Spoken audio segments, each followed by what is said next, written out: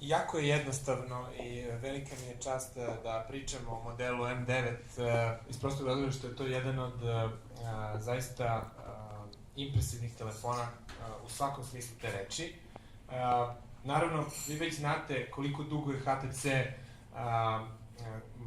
pravio uređaje koji su doveli do toga da možemo da napravimo jedno zaista tako remek delo kao što je M9. Naravno, od predstavljanje HTC One linije proizvoda, mi smo pokušavali ne samo da napravimo telefon sa što većim procentom metala, već i telefon sa što boljim zvukom, sa što boljim ekranom, sa impresivnim specifikacijama i nekim inovativnim rešenjima. I ono što je karakteristično za model M9 da je to zaista jedna poslednja stepenica u ovoj evoluciji na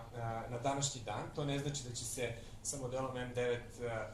taj proces završiti, ali ono što je jako zanimljivo je da smo, i pored toga što su mnogi od vas primetili da telefon liči na prethodnika, unutra ugradili toliko mnogo toga što je zanimljivo i što će pomoći korisnicima i sa druge strane pomoći nama da nastavimo sa tim jako dobrim trendom kada su u pitanju naši flagship telefoni. Ono što ćete prvo primetiti je da imamo novi Snapdragon 810 procesor koji omogućava zaista impresivne brzine kako samo